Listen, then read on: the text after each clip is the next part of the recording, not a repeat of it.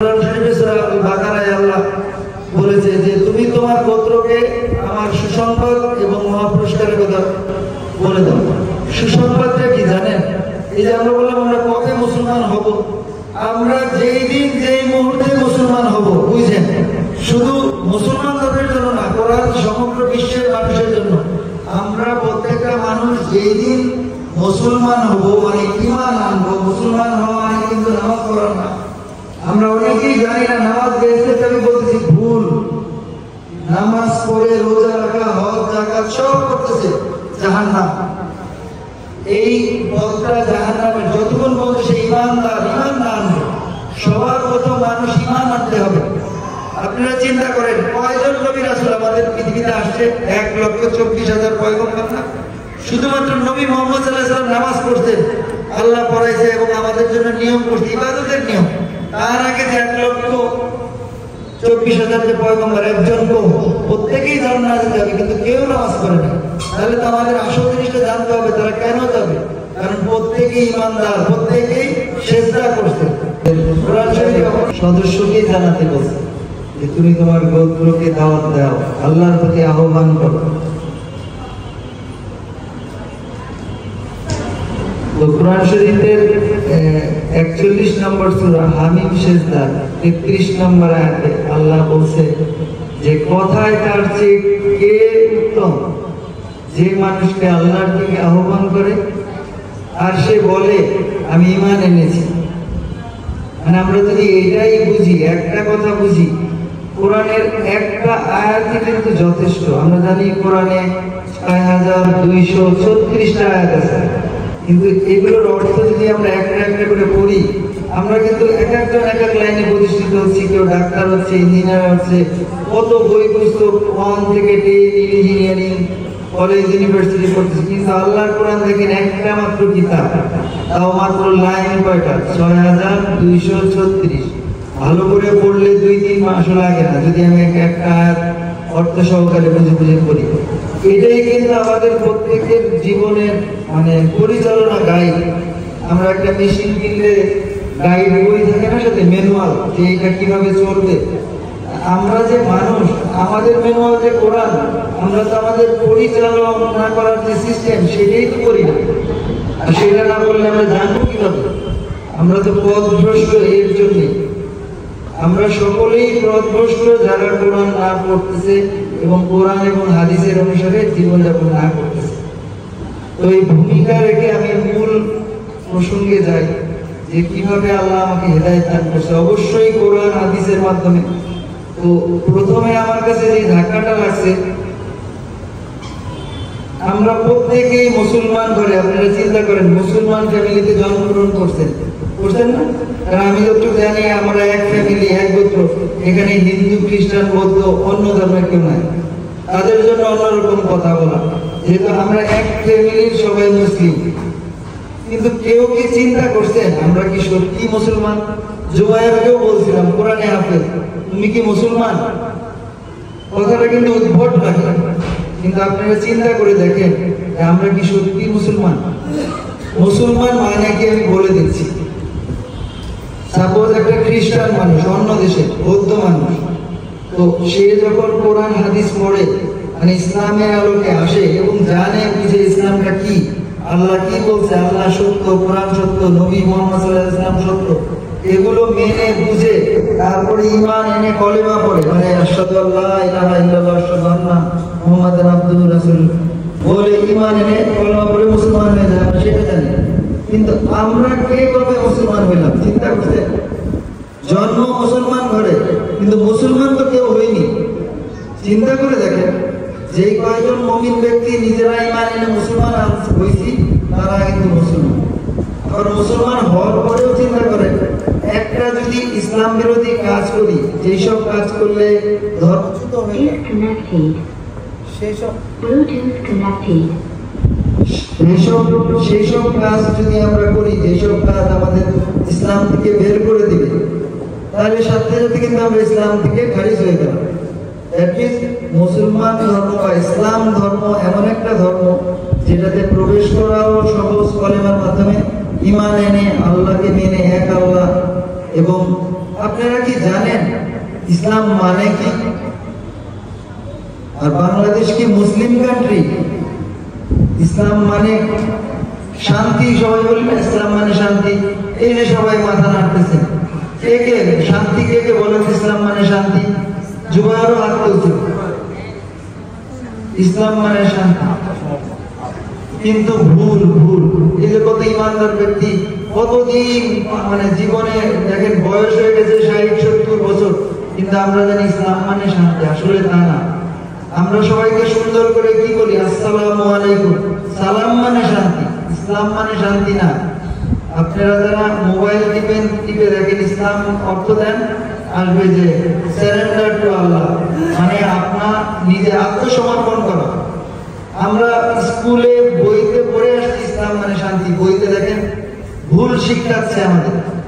আর একটা জিনিস দেখেন, মানুষ যে তৈরি হয়েছে মানে মুসলিম কান্ট্রি না, যে শুধু সৌদি আরব মুসলিম শাসন ব্যবস্থা, এখানে মুসলিম শাসন ব্যবস্থা না, মুসলমান কান্ট্রি না।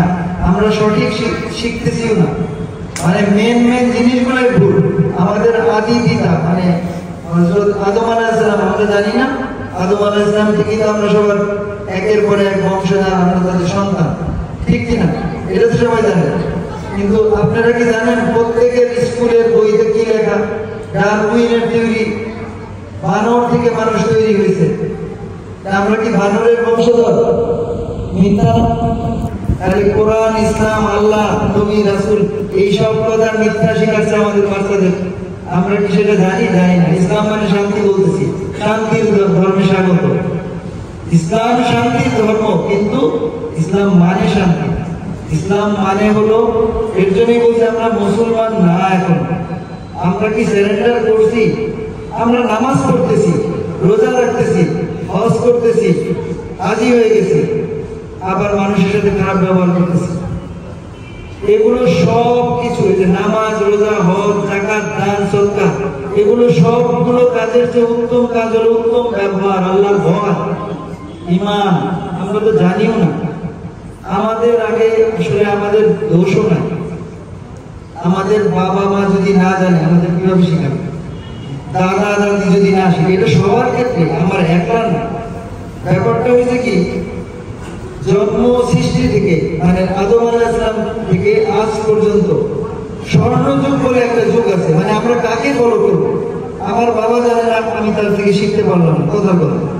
আমার দাদা জানে না, আমার বাপ শিখে না। তো দাদার বাবা জানে না, দাদাও শিখে না, কথা। কিন্তু আমরা কাকে ফলো করবো? আমরা কিন্তু কম বেশি সবাই জানি যে আল্লাহ এবং আল্লাহর রাসূলকে ফলো করলে ইসলামে প্রবেশ করা যায়। এবং এটাও জানি এই যে আদম আলাইহিস সালাম থেকে আজ পর্যন্ত যে জামানা, শুধুমাত্র স্বর্ণযুগ বলা হয়। নবী মুহাম্মদ সাল্লাল্লাহু আলাইহি ওয়াসাল্লাম যখন ছিলেন, ইসলাম কায়েম হলো, সাহাবারা যে জামানাটা পরিচালনা করছে স্বর্ণযুগ। এবং আল্লাহ রাসূল ঘোষণা করে দিয়েছে তিনি তো জান্নাতে যাচ্ছেনই, আমরা সবাই জানি। জান্নাতের সরদারি আমাদের প্রিয় নবী মুহাম্মদ সাল্লাল্লাহু আলাইহি ওয়াসাল্লাম, এবং অনেকগুলো সাহাবা জীবিত অবস্থায় জান্নাতের সুসংবাদ পেয়ে গেছে। এবং কোরআনের মধ্যে আল্লাহ কিন্তু, আমি তো পড়ছি ৬,২৩৪ আয়াত পড়ছি, কিছু কিছু আয়াত বের করছি, যে আয়াতগুলো এত মর্তবাপূর্ণ, একটা আয়াতের জন্য ঈমান আনা যথেষ্ট। তো যেটা বলতেছিলাম যে আদম আলাইহিস সালাম থেকে আজ পর্যন্ত আমরা যদি ফলো করি শুধুমাত্র নবী এবং সাহাবাদের জীবনী, ওইটা ফলো করে যদি চলতে পারি, তাহলে আমরা জান্নাতের ঠিকানা পাবো। আমার বাবা, আমার দাদা, আপনার বাবা, আপনার দাদা, সবাই কিন্তু গোলাম। আমরা কি আমাদের পরিচয় জানেন? মানুষের পরিচয় আমরা যে অহংকার করি, আমরা সবাই আব্দুল্লাহ, মানে আল্লাহর দাস, আল্লাহর গোলাম। আমরা একজন ভালো অবস্থায় যাই আর মনে করি যে আমরা তো এইখানে চলে আসছি, ভালো অবস্থায় চলে গেছি। আর আমাদের পাশের কাজের লোক, রিকশাওয়ালা, দারোয়ান, এদেরকে অপমান করতেছি। আল্লাহর নবী মেরাজে যখন জান্নাত দেখছেন, ওখানে কিন্তু এই দরিদ্র, রিকশাওয়ালা, ফকির, মিসকিন এদেরকেই দেখে আসছেন, নাকি আমাদের মতো ধনী সাহেব যারা অহংকারে মানে পা পড়ে না মাটিতে, টাকা পয়সা হলে আমরা মনে করি যে আমরা কি হলাম রে। কিন্তু আমরা যে সবাই দাস, গোলাম, এবং আমাদের কর্তব্যটা কি? আবারও আগের কথায় চলে আসে। আসলে অনেক ব্যাপার তো, কথা একদিকে বললে আরেকদিকে চলে যায়। আমি সবার আগে যেটা বলতে চাচ্ছি যে আমরা কি মুসলমান হয়েছি, মানে আমরা কি সবাই আত্মসমর্পণ করছি? মুসলমান ঘরে জন্মগ্রহণ করছি ঠিকই, কিন্তু আমাদের বাবা মা বলছে নামাজ পড়ো, ঠিক না? সবার বাবা মা বলছে নামাজ পড়ো, নামাজ পড়লে জান্নাত পাবে। যদি আপনি নামাজ পড়লে বাবা রাগ করলো, মা রাগ করলো, নামাজ না পড়লে খাওয়া বন্ধ, শাস্তি, এগুলো বলে আসছি না? এবং বাবা মা বাসা থেকে চলে গেল, নামাজ বন্ধ, খেলা শুরু, ঠিক না? এই যে নামাজটা পড়লো, এই নামাজটা যে শিরক করা হলো, সেটা কি আমরা কেউ জানি? সবারই কিন্তু কারেন্টের মতো লাগতেছে কথাগুলো, কি বলতেছে, পাগল হয়ে গেল? আসলে কিন্তু না। নামাজ পড়তে হবে আল্লাহর জন্য নাকি বাপ মার জন্য? বাবা মা যদি বলতো আমি আল্লাহর গোলাম, বাবা তুইও আল্লাহর গোলাম, আর একসাথে দুজন গোলামি করি, সেই আল্লাহকে নাকি যে আমাকে সৃষ্টি করছে, জন্মের আগে যার কাছে ছিলাম, মৃত্যুর পরে আমরা তার কাছেই যাব। এর জন্য আমরা মৃত্যুবরণ করলে যে কেউ কি বলি, ইন্না লিল্লাহি ওয়া ইন্না ইলাইহি রাজিউন, এটা মানে আমরা কয়জন জানি? হাত তুলেন তো একটু। ইন্না লিল্লাহি ওয়া ইন্না ইলাইহি রাজিউনের মানে কয়জন জানি আমরা? মানে এটার মানে বাংলা অর্থের মধ্যে অনেক কিছু আছে। একজন, আর মুরব্বীরা তো জানি, আমি মেন কোশ্চেন গুলো করতেছি, আসলে আমরা যারা জানি না। আমি জানি আমাদের এখানে অনেক পরিষ্কার ব্যক্তি আছেন, তো আমার ফোকাস হলো যারা জানে না ইসলাম সম্বন্ধে গাফেল, তাদের জন্য। এবং আমি নিজেও গাফেল ছিলাম, আমি কাকে কি বলবো, আমি নিজেও জানতাম না একদম। যখন কোরআন হাদিস পড়লাম, আলেম ওলামাদের বয়ান শুনলাম, তখন আমি সত্যের আলো পাইলাম। আর তখন এখানে এই নির্দেশও পাইলাম যে তুমি তোমার পরিবার এবং গোত্রকে সবার আগে জানাও। তখন আমার চিন্তা হলো, আমি তো প্রতি বছর প্রোগ্রাম করি, ওখানে আনন্দ করি, নাচ গান করি। আমার মনে ঢুকতে লাগলো যে তুমি এবার সবাই ইসলামের দাওয়াত দাও, আল্লাহর প্রতি আহ্বান করো। পরে আমার মনে হলো আমার ছেলে তো গান বাজনা করে, মুরব্বীরা বা সবাই এবার পরে বলতে পারে তুমি ইসলামের দিকে, আল্লাহর দিকে সবাইকে আহ্বান করতেছো, তুমি তো তোমার নিজের ছেলেকেই সেই দাওয়াত দিতে পারো না। মনের ভিতর কি হলো, আমার খারাপ লাগতে লাগলো। দেখেন বাকিটা তো বললো। এমন সময় আমি মানে ইংল্যান্ডে থেকে জানেন, বাচ্চাকে নিয়ে সুইমিং পুলে যাই, মানে এক্সারসাইজ হেলথ ক্লাবে। তো ও আর আমি পানির হট টাবে বসেছিলাম, পানির হট টাব মানে গরম পানির বাবল, ওখানে বসে থাকা যায়। তো বসেছিলাম, ওকে বলছি, ও আর আমি ঠিক করছি এই জায়গায় আমরা সবসময় বাবা ইসলামের আলাপ করবো, মানে তুমি আমাকে এক একদিন এক এক নবীর কথা বলবো, আমি সেই নবী সম্বন্ধে বলবো, ইসলামের তুমি যা জানতে চাও। ও আমাকে ওই দিন যেই দিন কোরআনে হাফেজ দিতে চাইলো, এটা তো একটা গিফট, নিয়ামত আল্লাহ। আমি ওকে বলতেছি, ও বললো বাবা আজকে আমাকে তুমি ঈসা আলাইহিস সালামের কথা বলো। ঈসা আলাইহিস সালামের কথা আপনি তো জানেন যে যীশু খ্রিস্ট যাকে বলে, যেমন খ্রিস্টান দেশ, ওখানে তো সবাই ঈসা আলাইহিস সালামকেই খোদা মানে। তো ওর এর জন্যই জানতে ইচ্ছা করছে, বাবা প্রথমে ঈসা আলাইহিস সালামের গল্প বলো। পরে আমি মা মরিয়মের কাহিনী বলতেছিলাম যে পিতা ছাড়া উনি দুনিয়াতে আসছেন, কিভাবে আসছে, জিবরাইল আলাইহিস সালাম ফু দিয়েছিলেন। যাই হোক, ওগুলো বলার এই কাহিনীর মধ্যে তাকে ও বলতেছে বাবা আমি কোরআনে হাফেজ হতে চাই। আমার কারেন্টের মতো লাগলো কথাটা, যে কি বলে, আমরা আলাপ করতেছি এক জিনিস, যে নাকি 200-র উপর গান মুখস্থ করছে এবং এই প্রোগ্রামে আসার জন্য সে গান রিহার্সাল পর্যন্ত করছে। সেই ছেলে বলতেছে আমি কোরআনে হাফেজ হতে চাই, কোরআন মুখস্থ করতে চাই। ওই যে আমি আল্লাহর কাছে মন খারাপ করে বলছিলাম যে আমি, মানে আমার কান্না আসতেছে, সরি, মানে আমি বলতে চাচ্ছিলাম যে আল্লাহ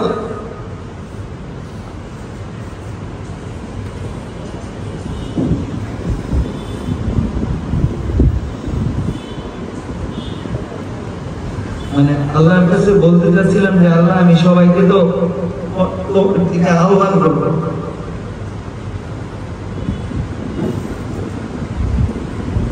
মানে আমার পরিবারকে। এখানে আমার ছেলে গান গাইলে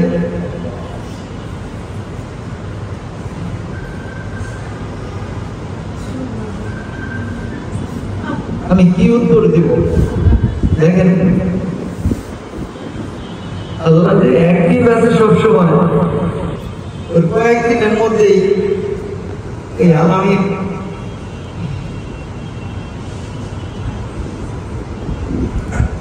আমার ছেলে আলামিন করতেছে বাবা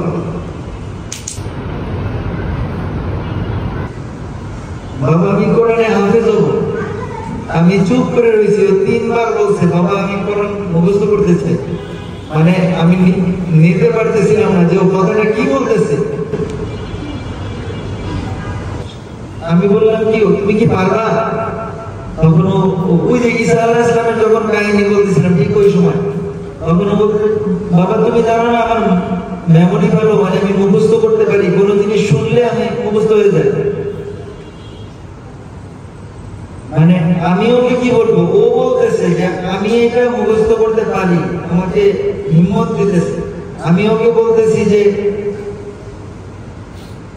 তখন ওকে বললাম যে তুমি এটা কেন বললাম, মানে এই প্রসঙ্গে তো বাবা আমরা আলাপ করতেছিলাম না, আমি তো মুসা আলাইহিস সালাম ঈসা আলাইহিস সালামের কথা বলছিলাম। ও বলে বাবা আমি তো জানি না। চিন্তা করে দেখেন এইখানে কে ওর মুখে বলাই দিল কথাটা। বুঝতেছেন আল্লাহ কত একটি, আল্লাহ আমাকে হিদায়াত দান করছে। আমি মনে মনে ভাবতেছিলাম আমি এখানে আল্লাহর থেকে আহ্বান করবো সবাইকে, আমরা যে মুসলিম না, মুসলমান যে ইমানের সাথে যে গ্রহণ করতে হয়, নিজে বুঝে মেনে আল্লাহকে মেনে তারপরে কলেমা পড়ে আল্লাহর সাথে চুক্তিবদ্ধ করে, মানে বুঝমান হওয়ার পরে হলো আপনি মুসলমান হইলেন, তারপরে ইবাদত করবেন হলো আল্লাহর জন্য। প্রত্যেকটা মানুষ ইবাদত করবে কার জন্য? আল্লাহর জন্য না? আমরা তো আল্লাহর জন্য, জান্নাত পাওয়ার জন্য, আল্লাহকে ভয় পাই, জাহান্নাম ভয় পাই, এর জন্য। এইটা কিন্তু না যে আমি পিতা মাতার জন্য নামাজ পড়তেছি, বাবা মা যখন বাসায় থাকতেছে ভয়ে নামাজ পড়লাম, যেটা আমাদের অধিকাংশ বাংলাদেশি ফ্যামিলিদের মধ্যে হয়। বাবা মা আছে সবাই ইসলামিক কাজ কারবার করে, শিরক করে, শিরক। আমি আপনাদের সন্তান বলতেছি শিরক করে। এই ইসলাম কোরআন হাদিস আমাকে এটাই বলতেছে, ইবাদত করতে হবে শুধু আল্লাহকে, আল্লাহকে খুশি করার জন্য। আমরা আরো অনেক শিরক করি। উদাহরণ দিই, আমরা জ্বরে ভুগি, ওষুধ খাই না, ওষুধ খাই না পা ওষুধ খাই জ্বরে, প্যারাসিটামল, সাথে সাথে বলি যে প্যারাসিটামল খাইছি তো সেরে গেছে। এটাও যে শিরক করা হলো। আর যে শিরক করতেছি দেখেন কত গুনাতে আমরা ডুবে আছি। এক মুসলমানই না, অন্য ধর্মের লোককে গালি দিচ্ছি, অথচ আমরা কিন্তু নিজেরাই মুসলমান না, জানি না যে আমরা মুসলমান। আর যে কয়জন মুসলমান হয়েছি তারা যে কখন খারিজ হয়ে গেছি মুসলমান থেকে সেটাও করতে হবে। তো বললাম না পা খায়া ভালো হয়েছে। অফিসের বস যারা চাকরি করে, বস সব পারে, আমার প্রমোশন বস সুপারিশ করলেই হবে। কত মেয়ে মানুষ কত খারাপ কাজ বন্ধ করে প্রমোশনের জন্য, করবে কার জন্য? আল্লাহর জন্য। তো বসকে খোদা বানায় ফেললো না, শিরক করা হলো ইনডাইরেক্টলি ডাইরেক্টলি। স্কুলের টিচার পড়াইছে, স্যার পড়াইছে তাই ভালো রেজাল্ট করছে, ভালো রেজাল্ট করা, প্রমোশন করা, প্রত্যেকটা কাজই আল্লাহ করে দিয়েছে। এমনকি আমরা নিঃশ্বাস নিচ্ছি সেটাও আল্লাহ। আল্লাহ ভালো অবস্থায় নিয়ে আসছে, আবারও ট্রাক চেঞ্জ না করে আমি আবার যাই। ইমান আনার কথা, আমি বেশি লম্বা করবো না, সরি। আসলে এগুলো কথা অনেক বড়, আপনারা দয়া করে একটু শুনেন। মানে লাইন জুতো না, মানে একটা থেকে আরেকটা কানেক্টেড তো চলে যায়। তো প্রথম ব্যাপারটাই বলি, আমরা ইসলাম ধর্ম কবে গ্রহণ করছি? বলছিলাম খ্রিস্টান লোক যখন কোরআন শরীফ পড়ে, হাদিস পড়ে, মানে অন্য ধর্মের লোক ইসলাম ধর্ম সম্বন্ধে রিসার্চ করে যখন বুঝে আল্লাহ সত্যি, নবী সত্যি, শুনেন দয়া করে সবাই, অন্য ধর্মের লোক নিয়ে কিন্তু আমরা ব্যঙ্গ করি যে ওরা না বুঝেই কিন্তু জাহান্নাম পাবে। তার কিন্তু কারণ আছে। একটা মানুষ, ছোট মানুষ জন্মগ্রহণ যে কোনো জায়গায় করুক না কেন, ও বুঝ হওয়ার আগে যদি মৃত্যুবরণ করে জান্নাতি। সে খ্রিস্টান ঘরের বাচ্চাও জান্নাতি, আমরা অনেকে জানি না। এর জন্য সব বাচ্চাই ফেরেশতা কেন বলে? কারণ বুঝ হওয়ার পর থেকে তার বিচার করা হবে, তার দোষ বর্ণনা করা হবে। যখন বুঝ হবে, তাকে কোরআন যখন নাজিল হয়েছে প্রথমে কি বলছে? পড়ো তোমার প্রভুর নামে, যিনি তোমাকে সৃষ্টি করেছেন আলাক বা রক্তপিণ্ড থেকে। পাঠ করো, তোমার প্রতিপালক মহিমান্বিত। মানে সূরা আলাক সূরার 5টা আয়াত বলছে, এই 5টা আয়াত সবার আগে নাজিল হয়েছে। এখানে আল্লাহ বলছে সবার আগে পড়ো। আমরা কিন্তু দেখেন কয়জন পড়ছি, পড়িনি, আমাদের আমলনামা কিন্তু এটা পড়লেই আমরা জানতে পারবো আমাদের কি করা উচিত, আমাদের আল্লাহ কেন তৈরি করছে। আপনারা কি জানেন আল্লাহ আমাদের কেন তৈরি করছে? আল্লাহ তৈরি করছে শুধুমাত্র জিন এবং মানুষকে শুধুমাত্র আল্লাহর ইবাদত করার জন্য, দ্বিতীয় কোনো কাজ না। আর আমরা এটাও জানি না যে শুধুমাত্র ইবাদত করা যায় কিভাবে।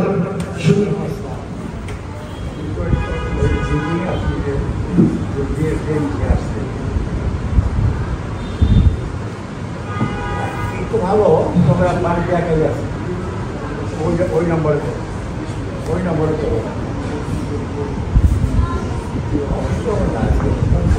এভাবে বললে মানুষের মনোযোগ থাকে, অন্য কিছু আসলে মনোযোগ দেখা করে। সংক্ষিপ্তভাবে বলি কি কি হয়ে যাচ্ছে, আমি এই ব্যাপারটা বলবো, তারপরে আল্লাহ যদি একটা মোনাজাত করবো, তারপরে নিচে খেতে চলে যাবো।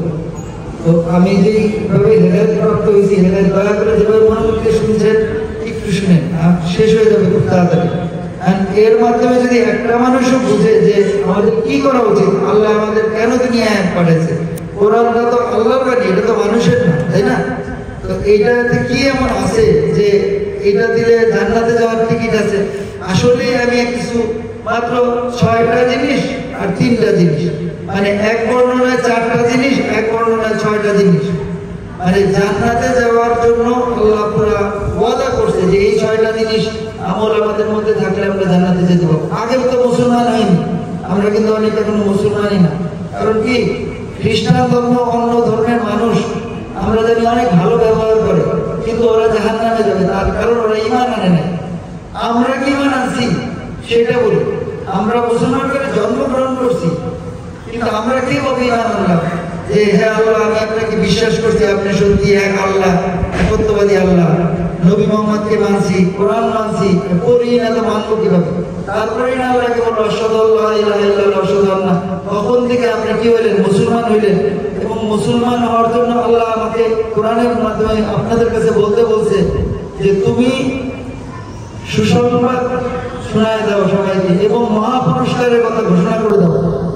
কোরআন শরীফে সূরা আল বাকারায় আল্লাহ বলেছে যে তুমি তোমার গোত্রকে আমার সুসংবাদ এবং মহাপুরস্কারের কথা বলে দাও। সুসংবাদটা কি জানেন? এই যে আমরা বললাম আমরা কবে মুসলমান হব, আমরা যেই দিন যেই মুহূর্তে মুসলমান হব, বুঝছেন? শুধু মুসলমান ধর্মের জন্য না, কোরআন সমগ্র বিশ্বের মানুষের জন্য। আমরা প্রত্যেকটা মানুষ যেই দিন মুসলমান হব, মানে ঈমান আনবো। মুসলমান হওয়া মানে কিন্তু নামাজ পড়া না। আমরা অনেকেই জানি না নামাজ বেহেশতের চাবি, বলতেছি ভুল। নামাজ পড়ে রোজা রাখা, হজ যাকাত সব করতেছে জাহান্নাম। এই পথটা জাহান্নামের। যতক্ষণ পর্যন্ত সে ঈমানদার, ঈমান না আনবে, সবার প্রথম মানুষ ঈমান আনতে হবে। আপনারা চিন্তা করেন কয়জন নবী রাসূল আমাদের পৃথিবীতে আসছে? 1,24,000 পয়গম্বর না? শুধুমাত্র নবী মুহাম্মদ সাল্লাল্লাহু আলাইহি ওয়াসাল্লাম নামাজ পড়তেন, আল্লাহ পড়াইছে এবং আমাদের জন্য নিয়ম করছে, ইবাদতের নিয়ম। তার আগে যে 1,24,000 যে পয়গম্বর, একজন কম, প্রত্যেকেই জান্নাতে যাবে, কিন্তু কেউ নামাজ পড়ে না। তাহলে তো আমাদের আসল জিনিসটা জানতে হবে, তারা কেন যাবে? কারণ প্রত্যেকেই ঈমানদার, প্রত্যেকেই সিজদা করছে। কোরআন শরীফে অনেক জায়গায় আছে সিজদা করো আমার নিকটবর্তী হও। মানে নামাজ অবশ্যই বড় একটা ইবাদত, কিন্তু এটা একমাত্র না। অবশ্যই ঈমানদার হইতে হবে, সবার আগে ঈমানদার। এরকম নামাজের চেয়েও উত্তম কাজ কোরআন নবী মুহাম্মদ সাল্লাল্লাহু আলাইহি ওয়াসাল্লাম বলছে, তোমাদের মাঝে কি আমি বলে দেব না যে নামাজের চেয়ে উত্তম এবং জিহাদের চেয়ে উত্তম কাজ তোমরা কি জানতে চাও না? সাহাবারা বলে ইয়া রাসূলুল্লাহ আপনি বলেন আমাদের, আমরা শুনতে চাই। তখন বললো যে সেটা হলো মানুষের মধ্যে ঝগড়া বিবাদ মীমাংসা করে দেওয়া, দুইটা গোত্রের মীমাংসা করে দেওয়া। দুইটা মানুষ ঝগড়া করতেছে, কিন্তু আমরা কি করতেছি একবার চিন্তা করি। মানুষের মধ্যে ঝগড়া লাগাচ্ছি, একজনের হয়ে আরেকজনের কাজ করতেছি, কিন্তু আমাদের ফোকাস থাকবে আমল করা, জান্নাতের উসিলা খোঁজা। মীমাংসা করবো কিসের জন্য? আল্লাহর জন্য। প্রত্যেকটা কাজ আল্লাহর জন্য। এর জন্যই মানে আল্লাহ বলছে মানুষ এবং জিনকে তৈরি করছে একমাত্র ইবাদত করার জন্য। আসলে এই ইবাদতটা 24 ঘন্টা করা। যেমন আমি এখন বলতেছি, এখানে ফেরেশতারা আছে, ইবাদত হচ্ছে। আপনার প্রত্যেকটা কাজ নিয়তের উপর নির্ভরশীল। আপনি যখন ফাঁকা থাকেন পড়েন না, যে কোনো দোয়া পড়েন, আস্তাগফিরুল্লাহ পড়েন, আস্তাগফিরুল্লাহ পড়েন, সুবহানাল্লাহ, আলহামদুলিল্লাহ, ওই সময় ইবাদত হয়ে গেল। আর কাজ করার সময় আল্লাহকে নাজির নাজির ভাবে কাজ করতেছি, চুরি করবো কিভাবে? আল্লাহ কোরআনে এটাও বলছে, এই তোমরা কি দেখো না আমি তোমাদের প্রতিনিয়ত দেখতেছি? মানে একটা আয়াতও যদি আমরা ভালো মতো দেখি অনেক গুনাহ থেকে আমরা নিজেকে মুক্ত করতে পারবো। আবারও আগের কথায় ফিরে যাই, আবারও লাইনচ্যুত হয়ে গেছি। ঈমান আইনা আমরা কবে মুসলমান হইলাম? আসলে আমরা মানে মুসলমান থেকে তো গাড়িতে হয়ে যেতে পারি, সবাই একসাথে ঈমান এনে মুসলমান হই, আল্লাহর কাছে মাপ চাই, মহাপুরস্কার এবং সুসংবাদ দিতে বলছে। যেটা বলছি সবার আগে সুসংবাদটা দিই।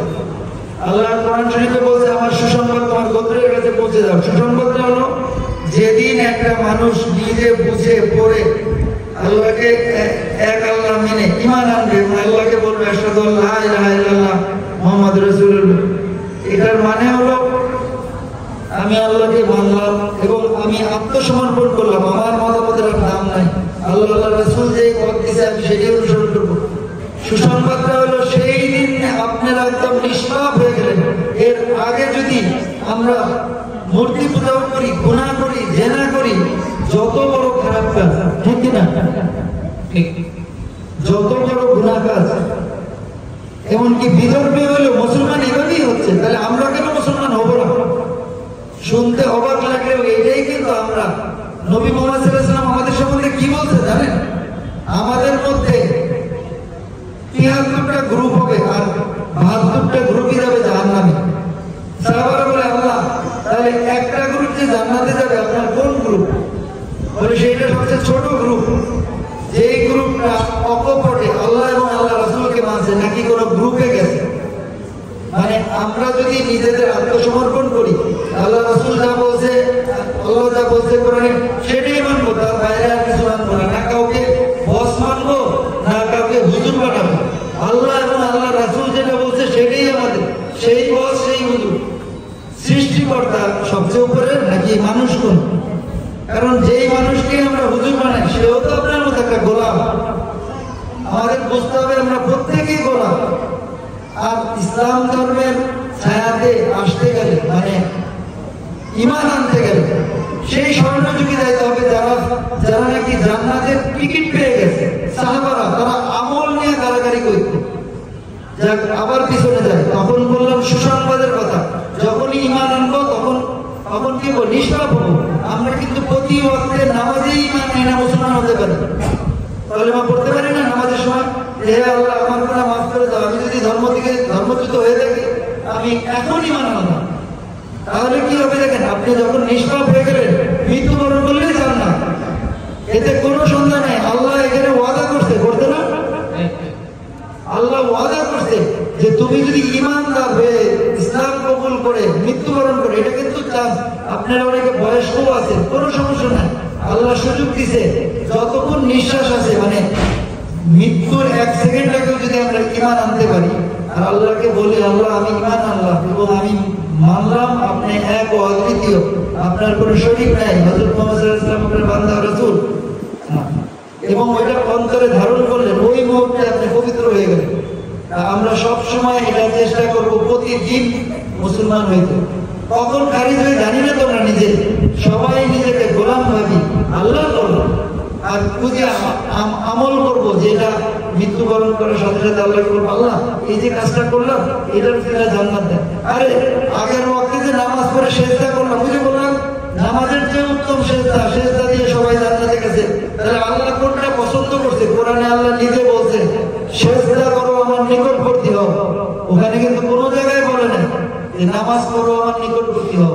নামাজ পড়তে বলছে কোরআন শরীফে একবার, টোটাল 82 বার নামাজের কথা বলছে কোরআন শরীফে, 81 বার বলছে নামাজ কায়েম করো। এই যে বলতেছি আল্লাহর দিকে আনতেছি, নামাজের আহ্বান দিচ্ছি, এটাই বলছে 81 বার। মানে আল্লাহ একজনের জন্য না, আল্লাহ সবার জন্য। এই যে আমি বলি, আমি মনে মনে ভাবলাম না যে এখানে আল্লাহর কথা বলবো, আয় আল্লাহ আমার ছেলে তো গান গাওয়ার প্রিপারেশন নিচ্ছে, আমি ওকে কিভাবে থামাই?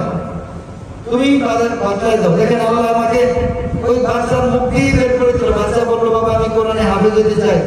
ও কিন্তু নিজেও জানে না এটা কে মদত করলো, আল্লাহ। আজকে কোরআন শোনায় বুঝাই দিল। এইটাও কি একটা নিয়ামত? আল্লাহ আমাকে হেদায়েত দান করছে। গত রমজান মাসে আমি মুসলিম হয়েছি। গত রমজান মাসে গত 5-6 মাস আগে আমি মুসলিম হয়েছি, মানে ঈমান আনছি, হেদায়েত প্রাপ্ত হয়েছি যেটা বলেন। তার আগে আপনাদের মতোই সাধারণ লোক, সাধারণভাবে ছিলাম। সাধারণ অসাধারণ কিছু না, আমরা সবাই এখনই যদি ঈমান আনি সবাই নিষ্ঠা, আল্লাহর কাছে সবাই সমান। আবার আল্লাহর ভালোবাসা এত যে আমরা আমাদের সবার জন্য আল্লাহ। আপনি দেখেন না, আপনাদের প্রত্যেকেই যে চুপ করে আছে, চুপের কারণ কি? মনে করতেছেন যে আল্লাহর কথা শুনতেছি। এই যে এটা না, এটা আল্লাহর তরফ থেকে ফেরেশতারা, ভালো ফেরেশতারা মনে করাচ্ছে। আবার আমরা যখন খারাপ কিছু কথা চিন্তা করি, ওইটা মনে করবেন শয়তান করাইতেছে।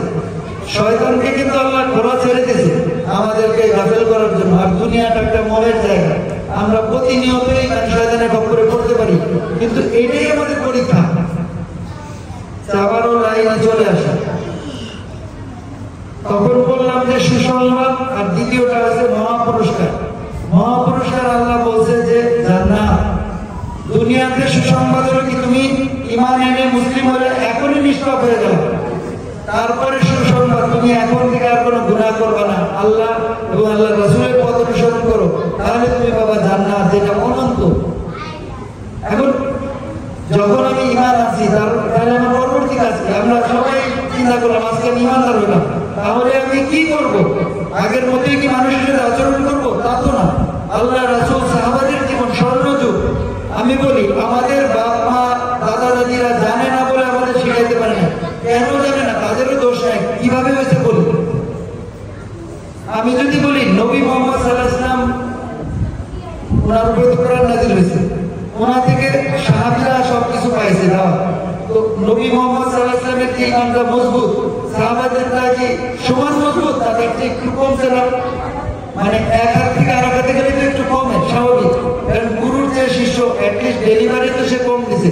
শিষ্য শিখলে হয়তো আরো অন্য জায়গা থেকে শিখতে পারে, বাট একজন মানুষ তার সম্পূর্ণটা দিলেও যে ওইটা গ্রহণ করে, মানে ছাত্র পুরাটা নিতে পারে। আমি যেটা বলতেছি, নবী মুহাম্মদ সাল্লাল্লাহু আলাইহি ওয়াসাল্লামের জামানা থেকে আমরা, আমাদের স্বর্ণযুগ হলো ওইটা, এইটা তো না, এটা তো খারাপ যুগ আমরা বুঝতেছি। কারণ এখানে অনেক রকম অন্যায় খারাপ কাজ চলতেছে। নবী মুহাম্মদ সাল্লাল্লাহু আলাইহি ওয়াসাল্লাম যখন ছিলেন, ধর্মপ্রচার হয়েছে, সাহাবারা যে যুগটা কায়েম করছিল, স্বর্ণযুগ যেটাকে বলতেছি আপনি। কারণ নবী মুহাম্মদ সাল্লাল্লাহু আলাইহি ওয়াসাল্লাম যখন প্রথমে ছিলেন ছোটবেলা, ওইটাকে ছিল আয়ামে জাহেলিয়া, মানে অনেক অন্ধকারাচ্ছন্ন যুগ। ওইটার চেয়েও কিন্তু এটা অন্ধকারাচ্ছন্ন। আমরা যদি চিন্তা করি, ওইটা যদি আপনি স্টাডি করেন, বাংলাদেশের পরিস্থিতি তার চেয়ে বেশি দুর্বিষহ। নবী মুহাম্মদ সাল্লাল্লাহু আলাইহি ওয়াসাল্লাম আসা দরকার এমন একটা অবস্থা, কিন্তু আসবে না। দিয়ে দিছে আমাদের কোরআন হাদিস। এর জন্যই বলি, প্রকৃত ইসলামের আলোতে আসতে হলে, জান্নাতে যেতে চাইলে আমাদের এই আগের পদ্ধতি চলে আসতে হবে। আল্লাহ কি বলছে কোরআনে, নবীরা আপনার হাদিসে কি বলছে, ওই পথ অনুসরণ করে আমাদের জীবনে আমল করতে হবে। নাকি নামাজ বেহেশতে যাবে, এটা কিন্তু ভুল ফতোয়া। ঈমান আনতে হবে। একটা ঈমানদার মানুষ, ঈমান মানে কি? ঈমান মানে আমি আত্মসমর্পণ করলাম, আমার কোনো পারমিশন, আমার কোনো মানে ক্ষমতাই না, কিন্তু গোলাম। আমি যদি আমাকে গোলাম ভাবি, মালিক কে? আল্লাহ। আল্লাহ আমাকে যে বিধান দিয়েছে আমি তো সেটাই মানব, এর বাইরে তো কিছু মানতে পারবো না। তাহলে মহাপুরুষরা কি জান্নাত, এই সাবজেক্ট শেষ। এবার আমি দ্বিতীয় পার্টে আসি।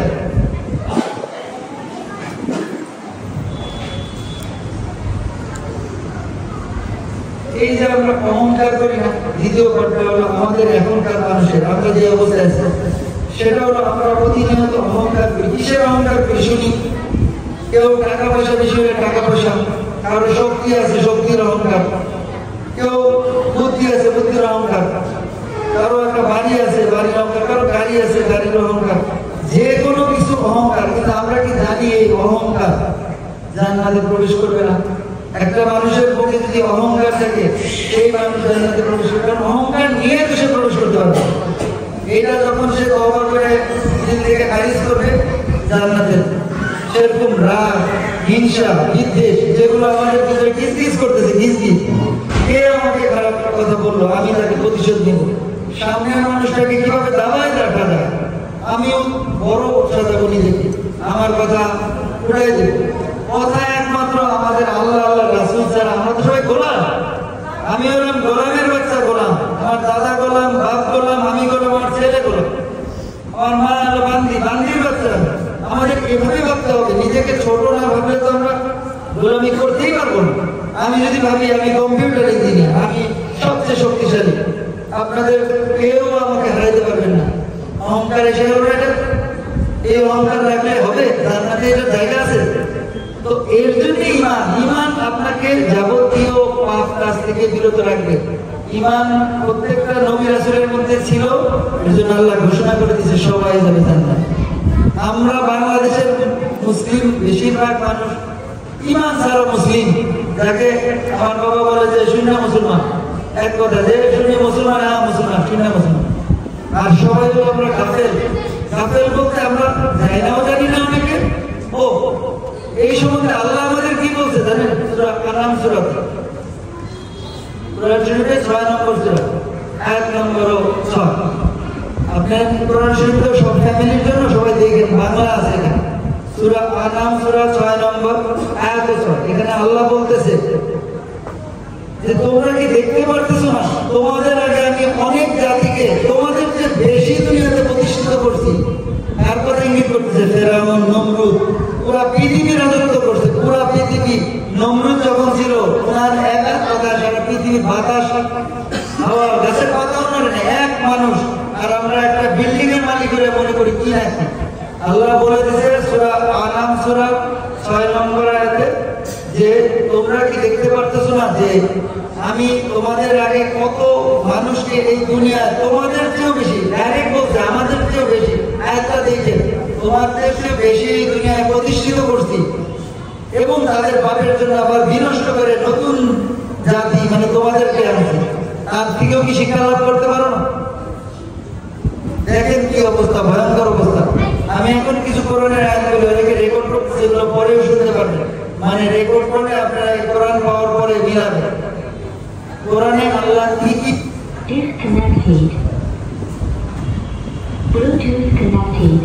কোরআনে আল্লাহ কোন কোন জায়গাতে মানে এমন কিছু আয়াত যেগুলো একটা আয়াতই মানে ঈমান আনার জন্য যথেষ্ট। দেখেন কোরআন পড়লে অনেক বিধর্মী দেখছেন না যে কোরআনের বিরুদ্ধে পড়ে ইসলাম ধর্ম গ্রহণ করে ফেলছে। কোরআনের বিরুদ্ধে কিছু বের করতে গেছিল, আমরা কিন্তু শুনছি কিন্তু ভিতরে ঢুকি না যে কোন আয়াতটা পরে সেই ঈমান আছে। সেরকমই কিছু আয়াত আমি মুখস্থ করছি আল্লাহর রহমতে, এবং আপনাদের বলার জন্য আমি সবাইকে পৌঁছে দিব, চাই যেন দুনিয়ার মানুষকে পৌঁছে দিই। কারণ নবী মুহাম্মদ সাল্লাল্লাহু আলাইহি ওয়াসাল্লাম বলছে প্রতি 1000 মানুষের জন্য একজন জান্নাতে যাবে আর 999 জন জাহান্নামী।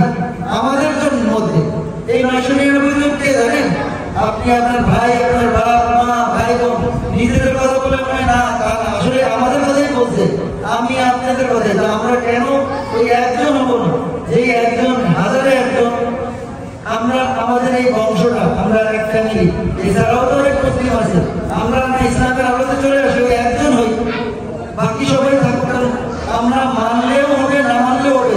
নবী মুহাম্মদ সাল্লাল্লাহু আলাইহি ওয়াসাল্লাম বলছে মানে ওটা হবেই। আমাদের মধ্যে 1000 জনের মধ্যে 999 জন জাহান্নামে যাবে। এখন চিন্তা করে দেখেন আমরা আশেপাশে কি ওই 999 জনকে দেখতেছি না ওই একজনকে দেখতেছি? বুঝে দেখেন সব 999 জনের মধ্যে আমার মাথাতে এমনি টাস্কি নেয় না। কেন আমি এরকম হইলাম শুনেন, বানিয়ে খুব সংক্ষিপ্ত, বেশি না, আয়াতগুলো ডাইরেক্ট বলবো। সূরা আল-বাকারা, কোরআন শরীফের 2 নম্বর, আমরা জানি না সূরা ফাতিহার 2 নম্বর সূরা, আয়াত নম্বর 23। এখানে আল্লাহ বলছে যে আমি কোরআন নাযিল করছি কোন ব্যক্তির উপর, মানে নবী মুহাম্মদ সাল্লাল্লাহু আলাইহি ওয়াসাল্লামের উপর, একটা ব্যক্তির উপরে কোরআন নাযিল করছি। তোমরা যদি পারো সত্যবাদী হও, কোরআন শরীফের মধ্যে একটা সূরা বানায় দেখো। এই দেয়ালে 1450 বছর আগে কোরআন শরীফ তৈরি হয়েছে। এই কত কবি সাহিত্যিক চেষ্টা করছে কোরআনের মধ্যে একটা সূরা বানাইতে পারেনি। তাহলে আমরা কি বুঝবো কোরআন সত্য, আল্লাহর কথা সত্য? ঈমান আনার জন্য কি যথেষ্ট না? একটা আয়াত আল্লাহ চ্যালেঞ্জ করছে, এখানে কতগুলা 6236টা আয়াত আছে। একটা সূরা তিন আয়াতের সূরা আছে, যে ইখলাস সূরা আছে না, কুল হুয়াল্লাহু আহাদ, এবং আরো অনেক সূরা আছে ছোট ছোট, একটা সূরা ওকে বানাতে পারে। তারপরে দ্বিতীয়টা শুনেন, 4 নম্বর সূরা নিসা, নিসা মানে নারী।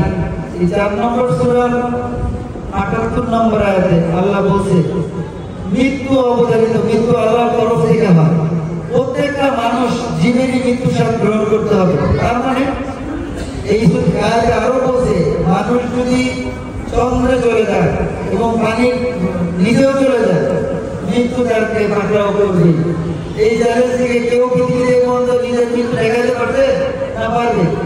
এই আয়াত থেকেও কি আমরা ইমান আনা মুসলিম হতে পারি না? একেবারে পাক্কা হতে পারি না? কেন আমরা অহংকার করবো? কেন আমরা আরেকজনকে দাঁড়াবো? নামাজ পড়লেই কিন্তু জান্নাত পাওয়া যায় না, ইমান। এই আয়াতে আল্লাহ পরের আয়াতে লিখে আনা যায় কিনা? পরের আয়াতে লিখে, পরের আয়াত হলো কোরআন শরীফের 9 নম্বর সূরা তওবা। তওবা সূরার 126 নম্বর আয়াত। এখানে আল্লাহ বলছে যে তোমরা কি খেয়াল করো না? এটা কিন্তু শুনলে আশ্চর্য হয়ে যাবে যে আল্লাহ এটা বলতে পারে। এই তোমরা কি খেয়াল করো না? প্রত্যেক বছরেই আমি 1 থেকে 2 বার, প্রত্যেক বছরে 1 থেকে 2 বার তোমাদের বিভিন্ন বিপদে ফেলতেছি, তারপরেও কেন তওবা করে ফিরে আসতেছো? তার মানে মানুষ যে বিপদে পড়তেছে, অসুস্থ হচ্ছে, তারপরে কোন সমস্যায় পড়তেছে, আল্লাহর তরফ থেকে আল্লাহ মানুষকে তার রাস্তায় ফিরায় আনার জন্য, মানে জান্নাতে যাওয়ার রাস্তার জন্য ইশারা দেয়। আল্লাহ কিন্তু সবার সাথে আছে। আপনি একটু ইমান এনে দেখেন, দেখবেন কত দিক থেকে আল্লাহ হেল্প করে। এই যে আমি এটা কান্না করলাম, এত মানুষ আমি অনেককে চিনি না, মানে জীবনে কথাও বলি না, অর্ধেক জিনিস আমি যে কান্না করতে চাইছি, আমাকে কে কান্না করালো? কামাল তো আপনার, মানে আল্লাহর যে উপস্থিতি নজরে নিজে দেখতে পাবেন আপনার, পারছেন না? আমি কি কান্না করতে চাইছি? একটা মানুষ চাইলে কি কান্না করতে পারে? আর এত নতুন মানুষ, এত মহিলা মানুষ, তাদের সামনে একটা শক্ত সমর্থ পুরুষই কান্না করবে? এই কান্না করাই থেকে এটাই কি আল্লাহর উপস্থিতি না? এখানে ফেরেশতাদের উপস্থিতি না? অবশ্যই তো সেটা প্রমাণ করতেছে। তাহলে তওবা সূরাতে আল্লাহ এটা বলতেছে 126 নম্বর আয়াতে যে বছরে আমি 1 থেকে 2 বার তোমাদের বিপদে ফেলতেছি, তারপরেও কেন তওবা করে ফিরে আসতেছো? তারপরে শুনে 10 নম্বর সূরা কোরআন শরীফ, সূরা ইউনূস সূরার 90 নম্বর আয়াত। বুঝে ফেরাউন মুসা আলাইহিস সালামের কাহিনী। ফেরাউনকে চিনেন? দেখে খোদাদারি করছিল, যে নীল নদীতে ডুবে মরছিল। মুসা আলাইহিস সালাম পানিতে বাড়ি দিতে লাঠি দিয়ে, আর পানি নীল নদ ভাগ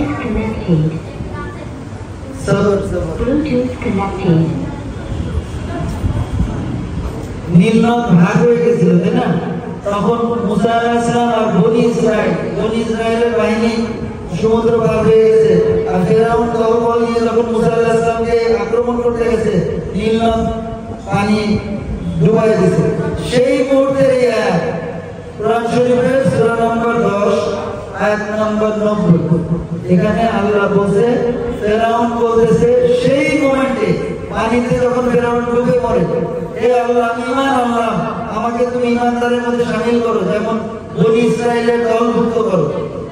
আল্লাহ সাথে সাথে উত্তর দিয়ে দিয়েছে। আচ্ছা, আপনারা চিন্তা করে দেখেন, ফেরাউন পানিতে মরতেছিল নীল নদে, তারপরে তো সে মরেই গেছে।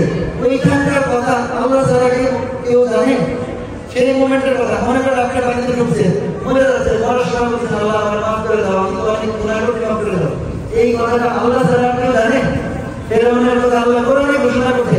এই আয়াতেও কি মানতে পারি না? আল্লাহ সেই কথা বলছে, 3500 বছর আগে ফেরাউনকে নীল নদে ডুবায় আল্লাহ মারছে। আল্লাহ ফেরাউন মরার আগে বলতেছে আল্লাহকে, আল্লাহ আমাকে মাফ করে দাও, আমি ঈমানদারদের অন্তর্ভুক্ত। তুই ঈমান এনেছিস, মুসলিম হন। ও মুসলিম হওয়ার চেষ্টা করছিল, যেটা দাওয়াত মুসা আলাইহিস সালাম তাকে প্রতিনিয়ত দিয়েছে, আর সে মানে নাই। আল্লাহ পরের আয়াতে 91 নম্বর আয়াতে বলছে, তুমি তো কিছুক্ষণ আগেও মানে এই যে খারাপদের অন্তর্ভুক্ত ছিলা, উল্টাপাল্টা কাজ করছো, তোমার এটা গ্রহণ করা হবে না। কোরআন শরীফের সূরা ইউনূস 10 নম্বর সূরা 92 নম্বর আয়াতে আল্লাহ বলেছে, তবে তোমার শরীরকে, মানে ফেরাউনের শরীরকে আমি নিদর্শন পরবর্তী মানুষের জন্য রাখবো, যদিও মানুষ, বেশিরভাগ মানুষ আমার নিদর্শন নিয়ে গাফেল। এই আয়াতে কি বলছে দেখেন? আল্লাহ জানে যে আমরা শুনেও শুনি না। ফেরাউনের শরীর 3500 বছর আগে মৃত্যুবরণ করেছে। আপনারা কি জানেন ফেরাউনের শরীর এখনো আছে এবং তার চুলও আছে, চুল মানে এখনো অখণ্ড। মিশরের কায়রো মিউজিয়ামে আপনারা যদি কেউ যান, দেখবেন যে ফেরাউনের শরীর ওখানে মিউজিয়ামে রেখে দিয়েছে। কোনো মেডিসিন ছাড়া একটা শরীর কিভাবে থাকে? কিছুদিন আগে ফ্রান্সের এক সায়েন্টিস্ট, খ্রিস্টান সায়েন্টিস্ট, নাম হলো মরিস ব্রুকাইলি, সে সে রিসার্চ করছে ফেরাউনের শরীর নিয়ে। কারণ আমাদের যে কোনো মানুষ, সব মানুষ মৃত্যুবরণ করলে সর্বোচ্চ 2 বছর লাগে।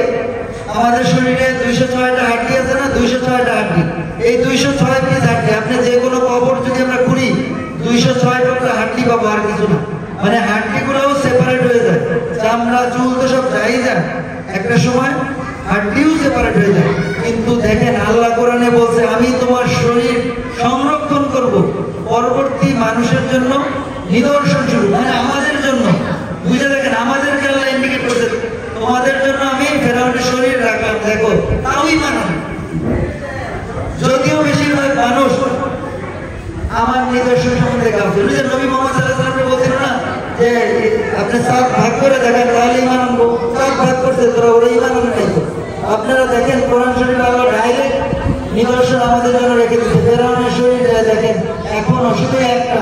ও যার কথা বলছিলাম খ্রিস্টান সায়েন্টিস্ট মরিস বুকাইলি ঈমান আছে। মানে যখন দেখছে যে একটা শরীর কিভাবে অক্ষত রয়েছে, মানুষ 206 টুকরা হয়ে যায়, কিন্তু এই ফেরাউনের শরীর কিভাবে এভাবে রয়েছে, তখন বললো আমি ঘোষণা করে দাও এর বডিতে কোনো একটা পাওয়ার কাজ করতেছে। মানে সায়েন্টিস্ট রিসার্চ করে দেখছে যে এটা নর্মাল ভাবে সম্ভব না, কোনো না কোনো একটা আধ্যাত্মিক পাওয়ার দ্বারা ফেরাউনের শরীরটা অক্ষত রয়েছে।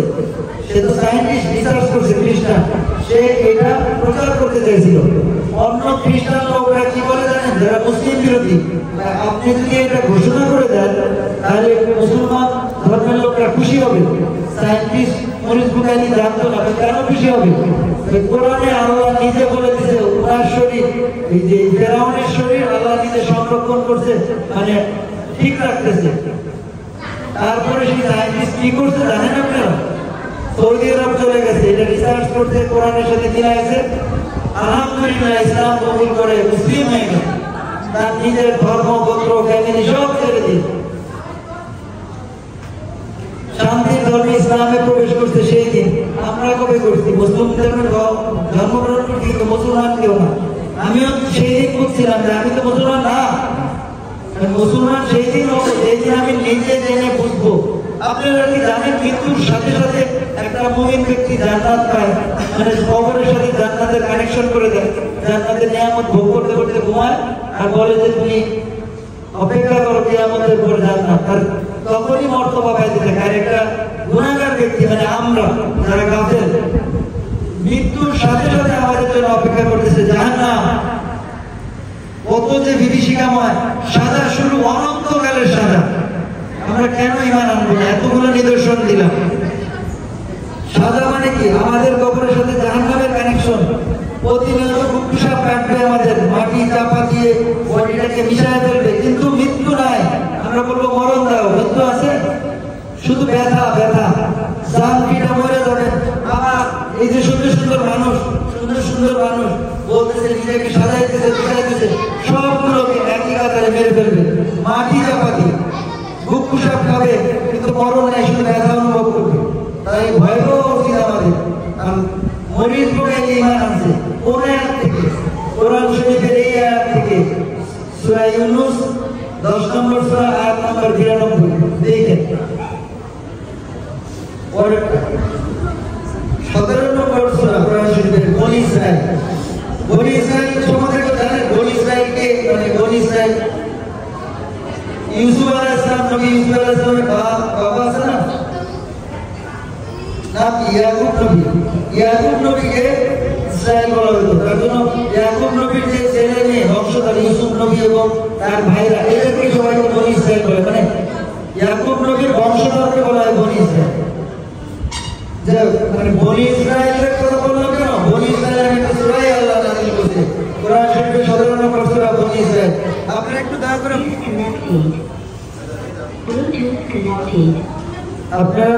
বসেন, আর লেন দিয়ে হবে না, শেষ হয়ে যাচ্ছে। এখনই মুনাজাত হবে, তারপরে আমরা নিচে খাওয়া দাওয়ার জন্য চলে যাচ্ছি।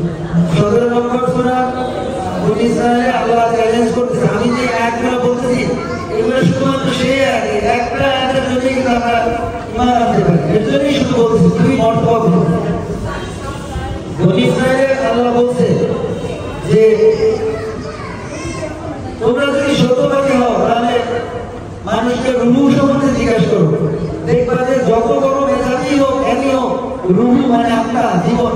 এইটা সম্বন্ধে কেউ জানে না, কারণ আমি আল্লাহ নিজেই এর সম্বন্ধে জ্ঞান মানুষকে দান করিনি। কে এই কথা বলতে পারে বলো তো? এই দুনিয়া এত বড়, কত সায়েন্টিস্ট আপনার রকেট আবিষ্কার করছে, পেন আবিষ্কার করছে, কিন্তু আল্লাহ চ্যালেঞ্জ করে দিচ্ছে কোরআনে যে রূহ সম্বন্ধে কেউ কিছু বলতে পারবে না, কারণ আমি আল্লাহ নিজেই এর সম্বন্ধে জ্ঞান দান করিনি মানুষকে। এরপরে এই আয়াতকে ভুল করার জন্য কি মানুষ দার্শনিকরা চেষ্টা করে না যে আমরা যারা আত্মা নিয়ে কি করি, জিন নিয়ে পরীক্ষা করি, আত্মা নিয়ে তো কিছু বলতেই পারে না। দেখেন ফেল, এই আয়াত যদি মানে না যায়। লাস্ট আমি একটা আয়াত বলি, এটা হলো 37 নম্বর সূরা, সূরা আস-সাফফাত। এখানে 157 নম্বর আয়াতে আল্লাহ বলছে,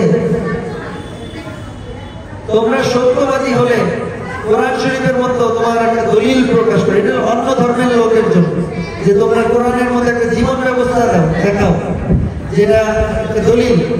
আল্লাহ বুঝাইতে চাইছে একমাত্র কোরআন শরীফই নির্ভুল পূর্ণাঙ্গ জীবন ব্যবস্থা, এছাড়া আর কোনোটা কোনো মানুষের পক্ষে বানানো সম্ভব না। এখন আমি আমার এই পার্টটা শেষ করে একদম লাস্ট পার্টে, ওই যে মাঝখানে বলছিলাম না জান্নাতে যেতে চাই সবাই, আমাদের সেই আমি আসলে রিসার্চ করে আপনাদের কাছে এখন 4টা আর 6টা 10টা লাইন বলবো, এইগুলো থাকলে আমরা জান্নাতে যেতে পারবো। আল্লাহ আমাদের ওয়াদা করছে জান্নাতে। আপনারা কি জানতে চান না চান না? কে কে জান একটু বলেন, নাহলে আমি মোনাজাতে চলে যাবো। আলহামদুলিল্লাহ। তাহলে শুনেন, অনেক অনেক ধন্যবাদ। আল্লাহ আমাকে বলার সাহস শক্তি দান করছে। আমি মনে মনে বলার আগে গত 6 মাস ধরে ভাবতেছিলাম, আল্লাহ আমি এইগুলো কি বলতে পারবো, আমি এই লাইনটা বলবো, এই লাইনটা বলবো, কাকু শুনে আমি এগুলো মনে মনে এতগুলো কিছু বলছি না, আমি ভাবছি এগুলো কি বলতে পারবো আল্লাহ, আমি জুলফিকার বলতে পারবো যে নাকি বেড়ায় ঘুরে। তার মধ্যে দেখেন এটাও কি একটা নিয়ামত না? আপনাদের মধ্যে যে আনন্দ ফুর্তি, কত দেশ বিদেশ ঘুরছি, 33টা দেশ ঘুরছি, ইউরোপের সব দেশ ঘুরছি, আপনারা তো দেখছেন ফেসবুকে, আমাকে দেখছেন না নাকি? সেই মানুষের মধ্যে আল্লাহ কি বের করতেছে, এটা হলো আল্লাহ আপনাদের ভালোবাসে বলে আপনাদের কানে এই মেসেজটা পৌঁছে দিচ্ছে। এটাও বুঝা দিচ্ছে, দেখো তোমাদের সন্তান দ্বারাই তোমাদের বোঝাচ্ছে। আল্লাহ আমার ছেলে যেমন হাফেজ লোক বলতেছে গান দিয়া, আমার বলতেছে আপনাদের সন্তান আমি, আমি বলতেছি আপনাদের, মানে আল্লাহর বাণী আপনাদের কাছে পৌঁছে দিচ্ছে, আল্লাহ আপনাদের ভালোবাসে। এবার বলে দিই কোন 10টা লাইন।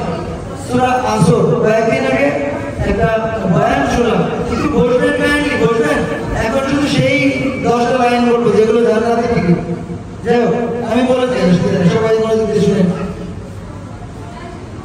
ব্যাপারটা হলো যে কয়েকদিন আগে বয়ান শুনলাম ডক্টর জাকির নায়েক, আপনাদের জানেন উনি বাংলাদেশ পুরো পৃথিবীর বর্তমানে ধর্ম প্রচার, মানে অন্য ধর্মের মানুষকে ইসলাম ধর্মে আনার মধ্যে সবচেয়ে বড় কাজ করতেছে। ওনাকে একটা মানে ওনার তো বয়ান আমরা সবাই শুনি, কম বেশি। একটা প্রশ্ন শুনলাম, একজন লোক বলতেছে যে আমার একটা প্রশ্ন আছে, প্রশ্ন উত্তর করলে তুমি দেন, বললো যে আমি জান্নাতে যেতে চাই। প্রশ্নটা কিভাবে জান্নাতে যাবো, শর্টকাট কোনো ওয়ে আছে নাকি কোরআনে? জানে তো জাকির নায়েক কোরআন নিয়ে রিসার্চ করে, আমিও তো পুত্র রিসার্চ করছি এবং এটা ওনার থেকেই পাইছি আমি জিনিসটা। পরে আমিও রিসার্চ করে দেখছি যে কোরআন শরীফে সূরা আসরে আল্লাহ বলে দিচ্ছে জান্নাত যাবো কিভাবে, আর 3-এ বলে দিচ্ছে আসর হলো 103 নম্বর সূরা, মনে রাখবেন, আর 3 হলো 95 নম্বর। আর একটা সূরা আছে আর তুর পর্বত আছে, তুর পর্বত একটা সূরা আছে 52 নম্বর সূরা। এই 3টা সূরাতে আল্লাহ বলে দিচ্ছে যে কিভাবে জান্নাতে যাবো, শর্টকাট ওয়ে। তো জাকির নায়েককে যখন প্রশ্ন করছে, জাকির নায়েক বলছে যে সূরা আসর, আল আসর ইন্নাল ইনসানা লাফি খুসর ইল্লাল্লাযীনা আমানু ওয়া আমিলুস সালিহাতি ওয়া তাওয়াসাউ বিল হাক্কি ওয়া তাওয়াসাউ বিস সাবর। সাবর মানে ধৈর্য, এইটুকুই কিন্তু 3 আয়াত। তো জাকির নায়েক বলছে মাত্র 3 আয়াতে আল্লাহ জান্নাতে যাওয়ার যে বেসিক সেটা বলে দিচ্ছে। তাই বললাম 3 আয়াতটা কি? প্রথমে আল্লাহ বলছে কসম কেটে যে ওয়াল আসর মানে মহাকালের শপথ। আমরা শপথ কাটি কখন? যখন কোনো কথা মানে অবশ্যই আমরা করি যে আল্লাহ রাসূলুল্লাহ আমি এটা করছি, মানে এটা অবশ্যই আল্লাহ কোরআনে কসম কাটছে, তার মানে পরের কথাটা কত গুরুত্বপূর্ণ।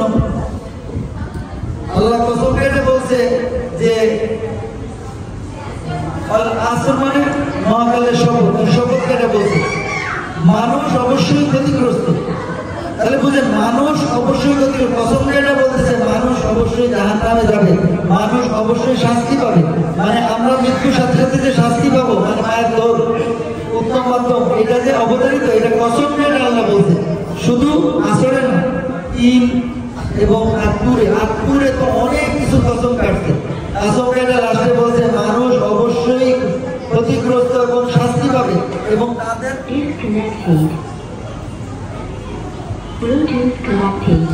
তাদের রক্ষাকারী কেউ থাকবে না। মানে মানুষ তো ক্ষতিগ্রস্ত হবেই, তাদের কেউ রক্ষা করতে পারবে না।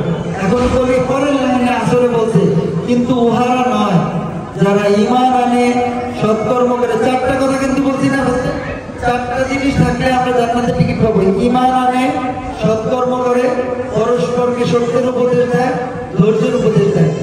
আমরা কিন্তু কেউ আদাবিতে ঈমান আনি, নামাজ পড়ি, মনে করি জান্নাত যাবো, আসলে জাহান্নামের রাস্তায় আছি। ঈমান আনতে হবে, সৎকর্ম করতে হবে, পরস্পরকে সত্যের উপদেশ দিতে হবে, ধৈর্যের উপদেশ দিতে হবে। সূরা আসরে আল্লাহ এই চারটা জিনিস এবং এবং ও বলছে, মানে অথবা না যে দুইটা করবো একটা করবো না, কারণ এই চারটাই থাকতে হবে। ঈমান আনতে হবে, যেটা আমাদের তো সবচেয়ে কম গ্যাপ, ঈমান ছাড়া মুসলিম কাফের। ঈমান তো আনতেই হবে, আত্মসমর্পণ সবার আগে। তারপরে আমল করতে হবে, ঈমান আনো, সৎকর্ম করো, সৎকর্ম মানে ভালো কাজ করো। তারপরে পরস্পরকে সত্যের উপদেশ দাও। এই যে আমি যেগুলো বলতেছি না সত্যের উপদেশ, নবী রাসূলের, এগুলো আপনারা আমাকে দিবেন, যেগুলো আপনারা জানেন। একজন একজনকে, আপনি আপনার বিবি বাচ্চাকে দিবেন, যে যেটা জানবেন একজন একজনকে বলবেন যে আমি এটা জানি, এটা কোরআনে এরকম আল্লাহ বলছে। মানে আমি বললাম কেন, আমি জান্নাতে যেতে চাই, ওই যে 3 নম্বর আমলটা করার জন্য পরস্পরকে সত্যের উপদেশ পৌঁছে দাও। জিজ্ঞাসা করা হবে দিছো কিনা, না দিলে তো বলবে না দিছো। ঈমান আনবো, সৎকর্ম করবো, সত্যের উপদেশ দেবো। পরেরটা যে সবর বলছে না, সবর মানে ধৈর্য। আমাদের তো ধৈর্যই নাই, উপদেশ দেবো কিভাবে? যার ধৈর্য নাই সে জান্নাতে প্রবেশ করতে পারবে না। ডাইরেক্ট কোরআনে আল্লাহ বলেছে এত ছোট করে সবর। ঈমান আনতে পারবে তারা ক্ষতিগ্রস্ত না। ঈমান আনবা, সৎকর্ম করবা, সত্যের উপদেশ দাও পরস্পরকে এবং ধৈর্যের উপদেশ দাও। এটা গেল। এবার বলি এই চারটা হলো আসলে আল্লাহ কি বলছে জানেন, যে এরা হলো বিপদগ্রস্ত না। তার আগে তো আল্লাহ কসম কেটে বলছে যে মহাকালের শপথ, মানুষ অবশ্যই ক্ষতিগ্রস্ত। এটা তো জানেন, কোরআন শরীফ দেখে মিলবে। আমি কিন্তু শোনাইতাম, কিন্তু এখানে শোনাচ্ছি না, কারণ সময় চলে যাবে। আমি দ্রুত বলে দিই। আর এবার হলো ছয়টাতে আল্লাহ ওয়াদা করছে আমরা জান্নাতে যাবো। কি করছে আল্লাহ? আপনারা কি শুনতে চান না যে আল্লাহ ওয়াদা করছে জান্নাতের ওয়াদা? দুনিয়ার সবচেয়ে বেশি জরুরি আমাদের এটা নাকি, যে জান্নাতে যাওয়ার ওয়াদা আল্লাহ কোরআন শরীফে করতে কোথায় জানেন? সূরা আল ইমরান, সূরা আল ইমরানের 133 থেকে 136 নম্বর আয়াত। কি বললাম? সূরা আল ইমরানের 133 থেকে 36 নম্বর। এখানে বলছে মুত্তাকি হওয়ার জন্য 6টা গুণ লাগবে। আর মুত্তাকিরা হলো জান্নাতে যাবে। মুত্তাকিদের আল্লাহ জান্নাতে যাওয়ার কনফার্মেশন দিয়েছে যে মুত্তাকিরা যারা মুত্তাকি হতে পারবে তারা জান্নাতে, তারা থেকে আরামায় আছে। আর মুত্তাকিদের জন্য 6টা গুণ আমি একবারে বলে দিই। প্রথমটা, ধনী এবং গরিব অবস্থায় দান করতে হবে। তো আমরা জান্নাতে যাওয়ার কনফার্মেশনের জন্য যে 6টা সেটা বলছি। প্রথমটা হলো যে দান করতে হবে। আমরা জানি যে টাকা পয়সা দ্বারা সে দান করবো, কিন্তু আমরা জান্নাতে যেতে হলে গরিব অবস্থায়, আবু বকর রাদিয়াল্লাহু তাআলা গরিব ছিল, যা ছিল তাই দান করে দিয়েছে। রাসূলুল্লাহ বলে যে তুমি কি করছো, কতটুকু দিছো? আবু বকর রাদিয়াল্লাহু তাআলা বলতেছে কি জানেন, বলতে ইয়া রাসূলুল্লাহ আমি আমার বাসায় আল্লাহ রাসূলকে রেখে আমি সব নিয়ে আসছি। সুবহানাল্লাহ, বুঝে দেখেন। আর আমাদের মনে করি যে আমাদের টাকা হবে তখন দান করবো। মুত্তাকি হওয়ার প্রথম গুণ হলো দান করা, কিন্তু ধনী এবং গরিব সব অবস্থায়। কারণ আল্লাহ আপনাকে দরিদ্র করছে, আল্লাহ আপনাকে ধনী করছে, বুঝতে হবে। আমি ধনী, আর আমার টাকা পয়সা, বউ বাচ্চা সব আল্লাহ, আমার কিছু, আমি সেই গোলাম, এটি করতে হবে। তো প্রথমটা কি? সব অবস্থায় দান করা। দ্বিতীয়টা কি জানেন, যেটা আমাদের মন্ডল বংশের কোয়ালিটি, নিজের রাগ নিয়ন্ত্রণ করা আমরা করতে পারি না। রাগ নিয়ন্ত্রণ যে না করবে সে জান্নাতে প্রবেশ করবে না। কোরআন আমাদের সেটাই বলতেছে। দেখে নিয়ে আয়াত সংখ্যা বলে দিচ্ছি, সবাই দেখে নিন। আমাদের এটা হেদায়েত হওয়া দরকার। আমরা পুরুষ, আমরা বলি শক্তিশালী। আপনাদের ছেলে সন্তান, আমি যুবক, আমি জীবনে স্কুলে সবসময় আমার কোনো ভাই ব্রাদার কেউ আমাকে হারাতে পারে না। এখন না আল্লাহ হেদায়েত করছে যে তাকে হেদায়েত করি যারা শক্তি বেশি। আমি বলতেছি আমি তো আল্লাহ বললাম এগুলো কিছু না, আমার বুঝতে হবে টাকা পয়সা দিয়েছে ভালো, বিদেশে আমি বাড়ি কিনে করতে দেখেন, এই অল্প দিনে আমি বাড়ি গেছি। আমি বলতেছি আমি যদি মরি আমাকে বলবে লাশ, চুল দিবেন না, লাশটা তাদের কবরে রাখ। আপনারা আমরা যে অহংকার করি, রাগ করি, মৃত্যুর সাথে সাথে নাম হবে লাশ, নাম জুলফিকার থাকবে না। যাক সংক্ষিপ্ত ছয়টা গুণ। প্রথমটা হলো সর্বদাই দান করা, দ্বিতীয়টা হলো রাগ নিয়ন্ত্রণ করা। প্রত্যেকটা দিয়ে আসলে বলা আছে, আমি বলবো না, শুধু বলে যায় তাই না। ছয়টা গুণ কি? একটা হলো সর্বদাই দান করা, মুত্তাকি অর্জন। দুইটা হলো রাগ নিয়ন্ত্রণ করা। তিনটা হলো মানুষের উপকার করা। চারটা কি? চতুর্থটা হলো এক সেকেন্ড দেখি, আচ্ছা পাঁচটা মতো দোকানটা দেখতেছি। পঞ্চমটা হলো, চতুর্থটা বলবো, পঞ্চমটা হলো যে তুমি যদি কোনো অন্যায় করো, মানে ভুল করো, গুনাহ করো, যখনই তুমি তার সাথে সাথে আল্লাহর কাছে মাফ চাও। ষষ্ঠটা হলো বুঝলেন কি, আমরা যে ভুলগুলো করছি, সাপোজ আমরা এই বয়ানের মাধ্যমে অনেকে করছি না, আমাদের কোনো অন্যায় আছে, আমরা মুসলমানের সাথে সাথে মুসলমান হয়ে যাবো, সাথে সাথে আল্লাহ সব আপনার গুনাহ মাফ করে দেবে। এবং যাদের রাগ আছে সাথে তো মনে করলাম আল্লাহ এখন থেকে রাগ করা জান্নাতের জন্য, রাগ করা সেজন্য জান্নাত পাওয়ার জন্য। 6 নম্বরটা হলো যেই ভুল একবার করছি সেই ভুল আর দ্বিতীয়বার না করা। বুঝছেন, মানুষ একবার যে অন্যায় করে ওটার জন্য মাফ চাইলো, সেটা দ্বিতীয়বার সে কি করবে না, করবে না দ্বিতীয়বার। এটা হলো 6 নম্বর। প্রথমটা কি? প্রথমটা হলো সব অবস্থায় দান করা। দ্বিতীয়টা হলো রাগ নিয়ন্ত্রণ করে যায় এসে গেছে। তৃতীয়টা ক্ষমা করা, ক্ষমা করা, মানুষকে ক্ষমা করা। এটা তো বিশাল একটা ব্যাপার। আপনাদের প্রত্যেকেরই যাদের যাদের সাথে গন্ডগোল, রাগ আছে না কারণ এটার উপরে, ওইটা যদি ক্ষমা দিয়ে দিতে পারেন, আল্লাহ কি বলবেন জানেন? আল্লাহ এই বান্দা বা বান্দা আমার সাথে খারাপ কাজ করছে, অন্যায় করছে, গুনাহগার, আমি একে মাফ করে দিলাম। আল্লাহ আমি যে তোমার কাছে গুনাহগার, আমার গুনাহগুলো তুমি মাফ করে দাও। তুমি না উসিলা চাইছো, এই যে সেই উসিলা, এই লোক আমার সাথে খারাপ কাজ করছে, আমার সাথে অন্যায় করছে, আমাকে ঠকাইছে, দিলাম মাফ করে। কারণ তোমার কাছে আমি বলার মুখ কোথায় দাঁড়াবো, এই উসিলায় তুমি আমার গুনাহগুলো মাফ করে দাও। আল্লাহ তো ওয়াদা রক্ষাকারী। দেখেন জান্নাতের আরেকটা ঠিক। তাহলে কি সর্বদাই দান করা, রাগ নিয়ন্ত্রণ করা, ক্ষমা করা, উপকার করা, মানুষের উপকার করা, আর অপরাধ হলে আল্লাহর কাছে মাফ চাওয়া, আর লাস্টটা হলো সব অপরাধ একবার দ্বিতীয়বার রিপিট না করা। এই 6টা গুণ যদি থাকে মানুষের মধ্যে, আমরা যদি আনয়ন করতে পারি, তাহলে আমরা হয়ে যাবো মুত্তাকি। আর মুত্তাকিদের জান্নাতের ওয়াদা আল্লাহ করে দিয়েছে পবিত্র কোরআনে। এবং আরেকটা আয়াতেও এটা কাজ করছে, কোরআন শরীফে 15 নম্বর আয়াত, ওখানে আল্লাহ বলছে যে মুত্তাকিরা তারা কারামে আসে। ওই যে আত্মুরের কথা বলছিলাম না, 52 নম্বর সূরা, 52 নম্বর সূরা 17 নম্বর আয়াত, 17 নম্বর আয়াত আল্লাহ বলছে যে মুত্তাকিরা তাকে জান্নাত কারামে আসে, তাদের রক্ষা করবে তাদের প্রতিপালক। এই আমার বক্তব্য। আল্লাহ আমাদের সবাইকে কবুল করুন।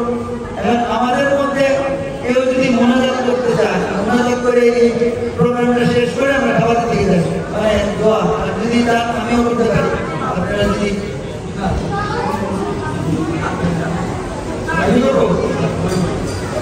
আচ্ছা আমি করতেছি।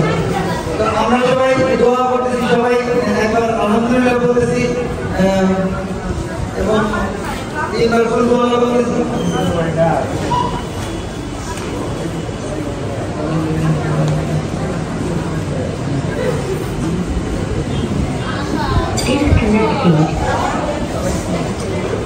তিনবার সূরা ইখলাস পড়ি।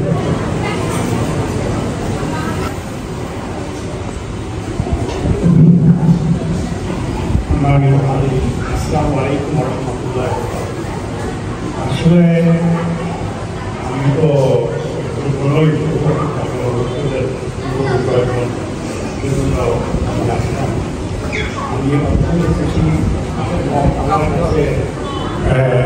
ধন্যবাদ আল্লাহর কাছে শুকরিয়া আদায় করি যে আমাদের সন্তান যে যৌতুকি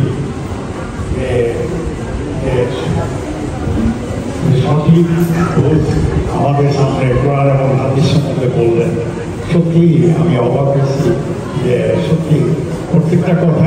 অতি মূল্যবান এবং কোরআন এবং হাদিসের যে নির্যাস মূল যে কথাগুলি এগুলি আসলে বলা হয়েছে।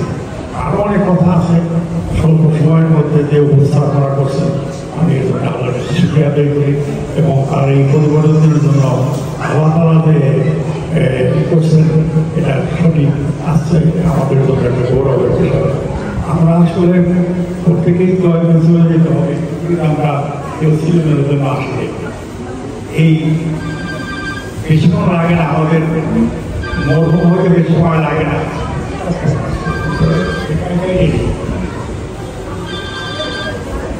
আমি পরীক্ষা তো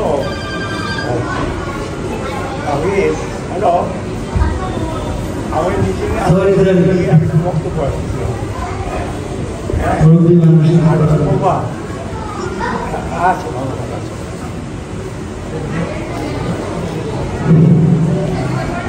আসলে যে কথাগুলি বলছে আমাদের অনুধাবন করা দরকার। আমরা আসলে মুসলমান হয়ে তরুণ ভারতীয় মুসলমান হই না, প্রকৃত মুসলমান কি হিসাবে আমরা শুনলেন আমাদের প্রত্যেকেরই পড়া দরকার। আমরা তো কত নকল নাটক কত করে আমরা সময় পাই, কোনো শিক্ষা বেশি আছে করা এই বাংলা আমরা তাই আমরা সহজে আসলে আমাদের পড়া উচিত। আমি অনুরোধ করবো এখানে যারা উপস্থিত আছেন ছোট বড় সবাই আমরা যেন এরপর ঠিক যারা না পড়ছি সবাই যেন কোরআন শিক্ষা বাংলা অনুবাদ করি, তাহলে আমাদের সঠিক বিশ্বাস। আমরা অনেক সময় ওয়াজ আসিয়া শুনি এটা আমাদের সাহায্য করতে পারে, কিন্তু মূল জিনিসটা যদি আমরা না বুঝি তাহলে কিন্তু আমাদের অনুধাবন হবে, আমাদের মূল ধারণ হবে। আসলে আমি এবং তার সাথে যে আল্লাহ প্রতিকে যে পরিবর্তন আছে আমাদের প্রত্যেকের জীবনে এটা আসতে দরকার, প্রত্যেককে আসা দরকার, তাহলে আমরা সম্পূর্ণ হব। তাহলে আমাদের কিন্তু স্থান নাই। আমরা তার কথা বলতে আমরা আমাদের যে দুইটা আমাদের যে ঠিকানা, দুইটা ঠিকানা আমরা পাই। একটা ঠিকানা হলো কি আমাদের একটা ঠিকানা হলো আমাদের জান্নাতের একটা ঠিকানা, আর ঠিকানা হলো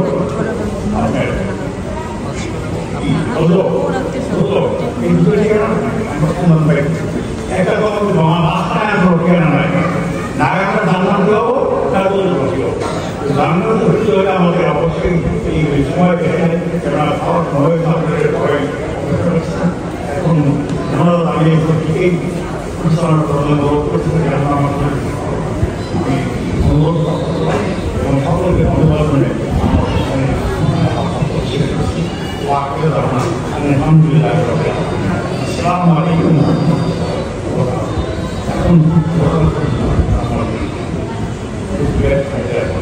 আসসালামু আলাইকুম। অনেক অনেক ধন্যবাদ সুপ্রধানকে। তো মোনাজাতের আগে বলতেছি, মোনাজাতের পরে এখানে যতগুলো পরিবার আছে প্রত্যেকের জন্য মানে এক একটা পরিবারের জন্য এক একটা কোরআন শরীফ।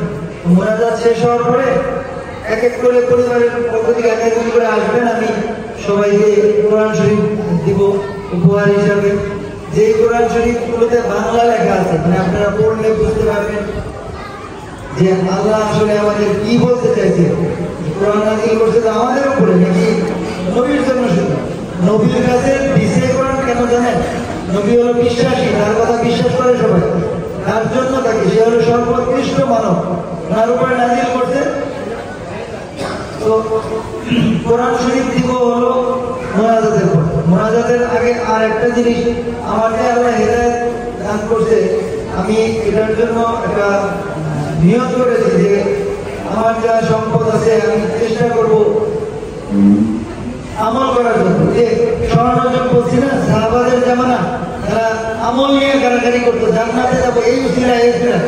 আমি নিয়ত করছি আমার আব্বা মোহাম্মদ হায়দার আলী এবং আমার আম্মা, এদের মানে আমার আব্বার যত ভাই আছে মানে আমার চাচারা, আব্বার যত বোন আছে মানে চাচা এবং চাচি, এবং আব্বার যত বোন মানে ফুপু এবং ফুপা, আম্মার যত ভাই মানে আমার মামা এবং মামি, আম্মার যত বোন খালা এবং খালু, আগামী রমজানে প্রত্যেককে ইনশাআল্লাহ সৌদি আরবে কাবা ঘরে নিয়ে হজ করার নিয়ত করলাম। আমি শুধু একটা জিনিসই চাই, আল্লাহর কাছে এই ছিল জান্নাত। আর এই কাবা ঘরেই কেন, এটার এক মর্তবা একটাই বলি, আমাদের এক ওয়াক্ত নামাজ এইখানে বা দুনিয়ার জায়গায় জায়গায় করে কাবা ঘরে 1 লক্ষ ওয়াক্তের সমান। আর রমজান মাসে 70 লক্ষ ওয়াক্তের সমান। এই 70 লক্ষ ওয়াক্ত মানে কি জানেন? 3888 বছর।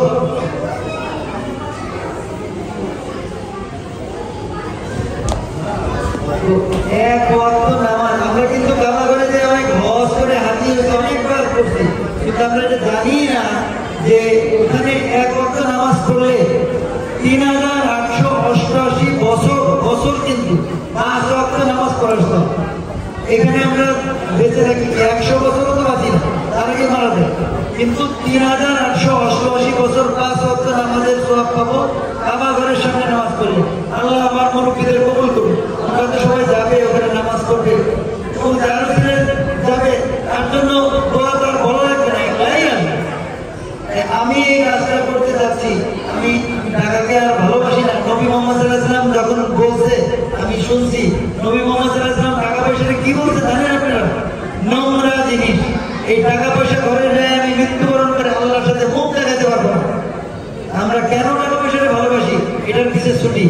নবী মোহাম্মদ সাল্লাল্লাহু আলাইহি ওয়াসাল্লাম সাহাবাদেরকে বলছে, তোমরা কি সম্পদ চাও নাকি তোমাদের ওয়ারিসের সম্পদ চাও? সবাই বলে সাহাবারা আমাদের সম্পদ চাই।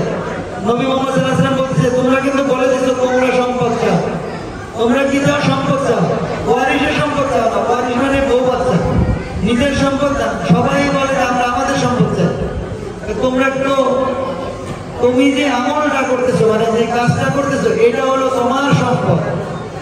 আর তুমি যে ধন দৌলতের পিছনে দৌড়াচ্ছ, তোমার যে টাকা পয়সা ধন দৌলত বাড়ি গাড়ি এগুলো ওয়ারিসের সম্পদ, যেগুলোর জন্য আমরা না বুঝে দৌড়াচ্ছি। এগুলো পিছনে দৌড়াইলে আমরা পাবো জাহান্নাম, কোনো লাভ নাই। আপনার আমল সেটা যেটা আর কি আপনার ভালো কাজ, যেটা আপনি আমার কাছে বলতে পারবেন আল্লাহ আমি এটা আপনাকে খুশি করার জন্য করলাম, জান্নাতে যাওয়ার জন্য করলাম। আমাদের তো সময়ই নাই, তাই না? টাকা পয়সা করবো, আয় করবো, এরে বকা দেবো, ওরে বকা দেবো। তার জন্য এখনো সময় আছে, মৃত্যুর আগ পর্যন্ত আমরা হেদায়েত পাইলে আল্লাহ আমাদের জান্নাত দান করুন। এখন মুনাজাত করি, আল্লাহ কবুল করুক আমার নিয়তটা। আমি এই নিয়তটা সবাইকে হজ করানো, আমার চাচা মামা বাবা এটা করছিলাম প্রায় 6 মাস আগে। আমার আব্বাকে বলছি গোপন রাখেন, সবাইকে একবারে সুসংবাদ দিব। আল্লাহ আমাকে হেদায়েত করছে, সব দিয়ে দিব। আমি আমার যা লাগে তাছাড়া সবই চেষ্টা করবো ইসলামের যেখানে যেখানে দরকার সেখানে আমি ব্যয় করবো। যেটা রুসিলা করে আমি আল্লাহর কাছে কি পাইতে চাই জান্নাত। আলহামদুলিল্লাহ, আল্লাহ কবুল করুন। আসেন মুনাজাত করি। ربنا آتنا في الدنيا حسنة وفي الآخرة حسنة وقنا عذاب النار. رب ارحمهما كما ربياني صغيرا. رب ارحمهما كما ربياني صغيرا. ربي زدني علما. ربي زدني علما. ربي زدني علما. হে আল্লাহ, আমাদের জীবনের সমস্ত গুনাহ মাফ করে দেন। হে আল্লাহ, এখানে উপস্থিত সকল মানুষের জীবনের সমস্ত গুনাহ মাফ করে দেন। হে আল্লাহ, এই মুনাজাত হওয়ার আগে আমরা এখানে যে ইসলামের কথা বললাম, আল্লাহর দিকে আহ্বান করলাম এবং কিছু দোয়া পাঠ করলাম, এগুলো আপনি কবুল ও মঞ্জুর করে নিন। এই সব দোয়ার সওয়াব আমাদের নবী মুহাম্মদ সাল্লাল্লাহু আলাইহি ওয়াসাল্লামের রওজা মুবারকে পৌঁছে দিন।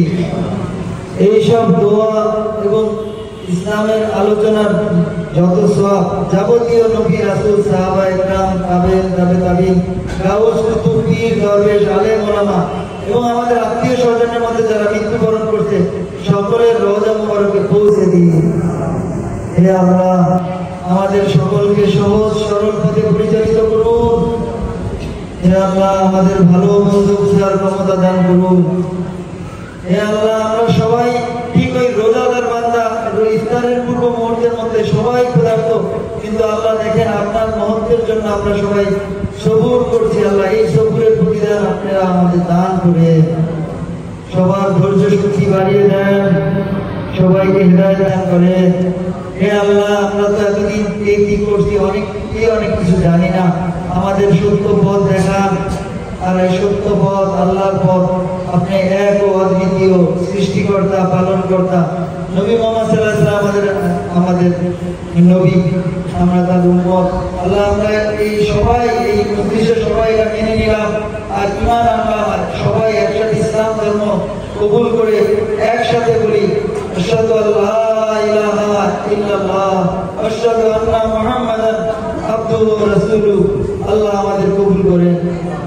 হে আল্লাহ, আমাদের ঈমানের সাথে দেখার তৌফিক দান করেন। কিছুদিন পূর্বে আল্লাহ আমার শ্বশুর আব্বা মৃত্যুবরণ করতেন। আল্লাহ তার জীবনের সমস্ত গুনাহ মাফ করে দেন। আল্লাহ তার কবরের সাথে জান্নাতের কানেকশন করে দেন। হে আল্লাহ, এই মজলিসের প্রায় অর্ধেক মানুষ যার ওয়ারিশ, ওনার নামও আল্লাহ জানি না, ভাই সাহেব বলে, অনেকে বলে উনি পীর সাহেব।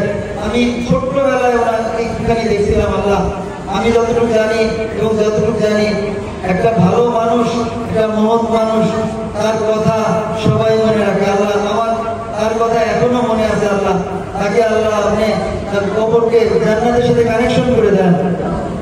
হে আল্লাহ, আমাদের বংশের সবচেয়ে বড় চাচা সেকেন্দার আলী মন্ডল, আল্লাহ তিনিও করোনার সময় মৃত্যুবরণ করছেন। আল্লাহ, ওনার কবরের আযাব তাকে মাফ করে দেন।